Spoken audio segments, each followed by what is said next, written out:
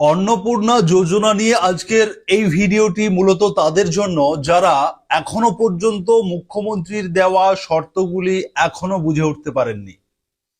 মানে অন্নপূর্ণা যোজনা নিয়ে গত 12 তারিখ নবান্ন থেকে মাননীয় মুখ্যমন্ত্রী শুভেন্দু অধিকারী নতুন কিছু শর্ত তিনি জানিয়েছেন, নতুন কিছু নিয়ম বা রুলস আনা হয়েছে অন্নপূর্ণা যোজনা নিয়ে। আগে একাধিক নোটিফিকেশন প্রকাশ করা হয়েছিল অন্নপূর্ণা নিয়ে, সেগুলো নিয়ে নানান বিভ্রান্তি, নানান আপত্তিকর মন্তব্য, আপত্তিজনক কিছু ক্রাইটেরিয়া দেওয়া হয়েছিল। বিগত সেই ধরনের নোটিফিকেশনগুলো ভুলে গিয়ে, বিজ্ঞপ্তিগুলো ভুলে গিয়ে গত 12 তারিখ 12ই অগস্টের মাননীয় মুখ্যমন্ত্রী যে অন্নপূর্ণা যোজনা নিয়ে যে 10টি শর্তের কথা তিনি বলেছেন, সেইগুলো আপনাদেরকে আমি এই ভিডিওর মাধ্যমে জানাবো এবং তার সঙ্গে সঙ্গে আমি বলবো এবং আমার বলার ঠিক পরে মুখ্যমন্ত্রী সেই বিষয়ে কি বলেছেন সেই ক্লিপটিও আপনাদের জন্য আমি সেট করে দেব। আপনারা অনেকেই বলছেন, দাদা আপনি যে বলছেন এত কথা, তার অর্ডার কোথায়, তার প্রমাণ কি আছে? অনেকেই তো অনেক রকমের হয়ে থাকেন, যারা মূলত আমার চ্যানেলকে চেনেন না, জানেন না, তারাই ধরনের মন্তব্য করেন। কিন্তু যারা সুরজিৎ একাডেমি ইউটিউব ফেসবুক চ্যানেলকে নিয়মিত ফলো করেন, তিনারা জানেন যে আমার মুখের কথাটাই কিন্তু 100% কারেক্ট হয়ে যায় এবং আমি সেটাই বলে থাকি, করেও থাকি। যাই হোক, আমি যেটা বলতে চাইছি, মুখ্যমন্ত্রী শুভেন্দু অধিকারী অন্নপূর্ণা যোজনা নিয়ে যে নতুন গাইডলাইন এনেছেন, তার প্রথম গাইডলাইন হচ্ছে, যেটা আপনারা প্রত্যেকেই জানেন, যে 25 থেকে 60 বছরের মধ্যে আপনার বয়স হতে হবে, অবশ্যই মহিলা হতে হবে। এটা 1 নম্বর গাইডলাইন। 2 নম্বর গাইডলাইন বা শর্ত, স্থায়ী পদে চাকরি করেন এমন কোন মহিলা, স্থায়ী পদে সরকারি চাকরি করেন, কেন্দ্র সরকার, রাজ্য সরকার, পঞ্চায়েত, স্কুলে, যে কোনো জায়গায় হতে পারে, সরকারি চাকরি করেন এমন কোন মহিলা, স্থায়ী পদে বা পার্মানেন্ট চাকরি করেন এমন কোন মহিলা এই অন্নপূর্ণা যোজনার সুবিধা পাবেন না। এর সঙ্গে সঙ্গে আরো আপনাদেরকে ক্লিয়ার করে দিই, যে সমস্ত পুরুষরা স্থায়ী পদে চাকরি করেন, আপনাদের স্ত্রী এই অন্নপূর্ণা যোজনার সুবিধা পাবেন না। কিন্তু আপনাদের বাড়ির আপনার মা, আপনার বোন, আপনার বৌদি, এই ধরনের যারা রয়েছেন মহিলা, তিনারা পাবেন। কিন্তু আপনার স্ত্রী পাবেন না, যারা পুরুষ স্থায়ী পদে চাকরি করেন সরকারি, রাজ্য কিংবা কেন্দ্র সরকারের। আচ্ছা, শুনুন আপনারা মুখ্যমন্ত্রীর এই বক্তব্যটা আগে শুনে নিন। যারা যোগ্য বিবেচিত হয়েছেন তাদের বয়স 25 থেকে 60 বছরের মধ্যে হতে হবে, আগেই বলা আছে। কেন্দ্রীয় বা রাজ্য সরকার, কোন বিধিবদ্ধ সংস্থা, সরকারি আন্ডারটেকিং, পঞ্চায়েত, পৌরসভা, সরকার, সরকারি সাহায্যপ্রাপ্ত শিক্ষা প্রতিষ্ঠান অর্থাৎ শিক্ষক, শিক্ষাকর্মী, স্থায়ী সরকারি চাকরিতে নিযুক্ত থাকেন বা পেনশনার্স আসবে না যেহেতু 60 ঊর্ধ্ব, এটা ইরেলিভেন্ট, এরা এই বেনিফিটের মধ্যে পড়ছেন না। ঠিক আছে, আপনারা বুঝে গেলেন যে মুখ্যমন্ত্রীর সঙ্গে আমি একদম বিষয়টাকে ক্লিয়ার করেছি।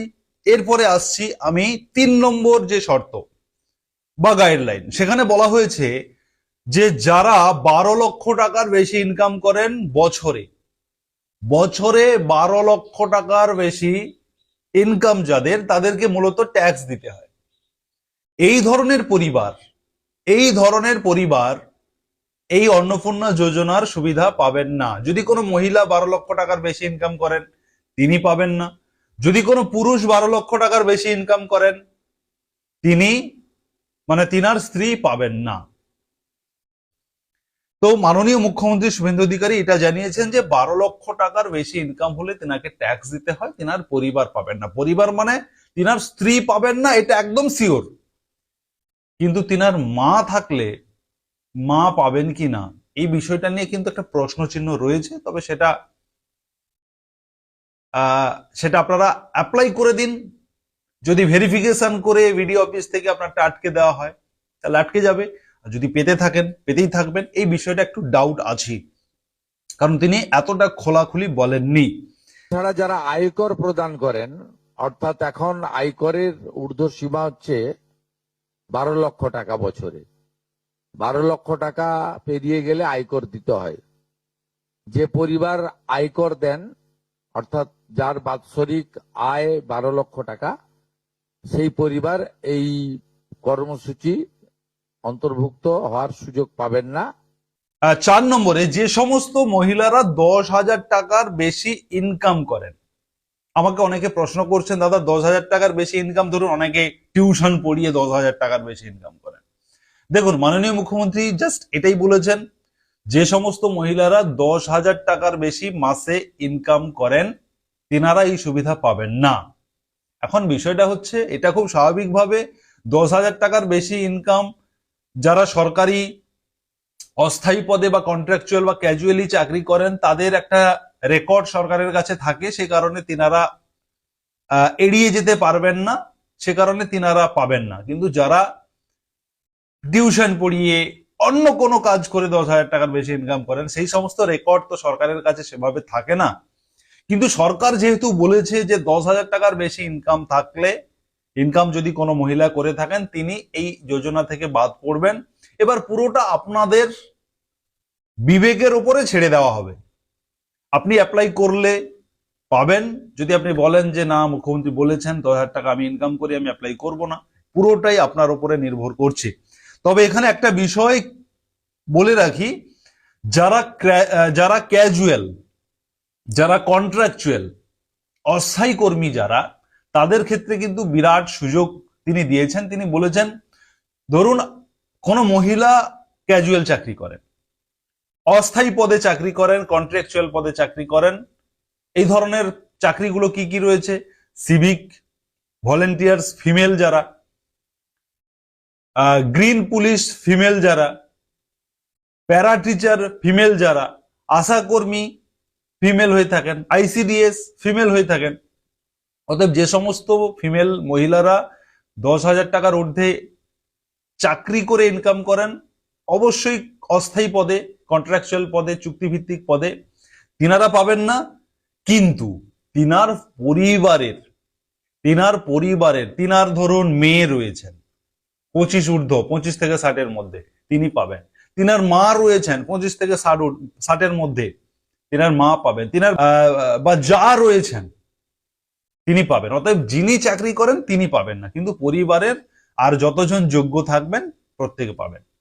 এবারে আসছে পুরুষের ক্ষেত্রে। যারা পুরুষ এই কন্ট্রাকচুয়াল পদে চাকরি করেন, সেই সমস্ত পুরুষদের, মানে যারা চাকরি করেন, পুরুষ যারা চাকরি করেন, তাদের স্ত্রীরা পাবেন অন্নপূর্ণা যোজনা, এবং তার সঙ্গে সঙ্গে পরিবারের বাকি যারা অন্নপূর্ণার যোগ্য থাকবেন তারা সকলে পাবেন। যেটা আগে বলা হয়েছিল যে পরিবারের কেউ পাবেন না, এটা কিন্তু শিথিল করা হয়েছে। যিনি চাকরি করেন তিনি শুধুমাত্র পাবেন না ফিমেলদের ক্ষেত্রে, পুরুষ হলে তো পাওয়ার কোনো প্রশ্নই আসে না, কিন্তু পরিবারের স্ত্রী থেকে শুরু করে বাকি যারা থাকবেন প্রত্যেকে পাবেন। শুনুন আপনারা মুখ্যমন্ত্রীর বক্তব্য। যারা ক্যাজুয়াল কন্ট্রাকচুয়াল, মানে বাড়ির পুরুষ মানুষরা, তাদের বাড়ির পরিবারের স্ত্রী বা অন্যরা বিবেচিত হবেন। যদি কোনো মহিলা, এটা একটি নারী অর্থনৈতিক সশক্তিকরণের স্কিম, সেক্ষেত্রে যিনি সরাসরি নিজে 10,000 টাকার বেশি উপার্জন করেন, তাকে বিবেচনা করা হবে না। এবারে আসছি যারা উইডো পেনশন পান, বিধবা ভাতা পান, তিনারা 3,000 টাকা করে পাবেন। তিনাদের যে 1,500 টাকা বৃদ্ধি সেপ্টেম্বর মাস থেকে হওয়ার কথা রয়েছে, তিনারা 1,500 টাকা পাবেন না, তিনারা 3,000 টাকা অন্নপূর্ণা যোজনার টাকা পাবেন। তবে অবশ্যই যাদের বয়স 25 থেকে 60-এর মধ্যে, যে সমস্ত উইডো পেনশনভোগী যারা রয়েছেন, তিনারা কিন্তু 3,000 পাবেন, 1,500 নয়। কিন্তু যারা 60-এর ঊর্ধ্বে, তিনারা 1,500 পাবেন। যে সমস্ত মহিলা প্রতিবন্ধী যারা, ফিমেল হ্যান্ডিক্যাপ যারা, বা দিব্যাঙ্গ ভাতা যারা পেয়ে থাকেন মহিলা, যদি বয়স হয়ে থাকে 25 থেকে 60-এর মধ্যে, সেক্ষেত্রে কিন্তু একটা খুব ভালো খবর রয়েছে। মুখ্যমন্ত্রী বলেছেন যে তিনি 1,500 টাকা পাচ্ছেন, তার সঙ্গে সঙ্গে 3,000 টাকাও পাচ্ছেন। 4,500 টাকা তিনি পাবেন যারা প্রতিবন্ধী 25 থেকে 60 বছরের মধ্যে ফিমেল যারা। ধরুন উইডো পেনশন 1,500 টাকা এই মাস থেকে হয়েছে, গত মাস পর্যন্ত ছিল 1,000 টাকা।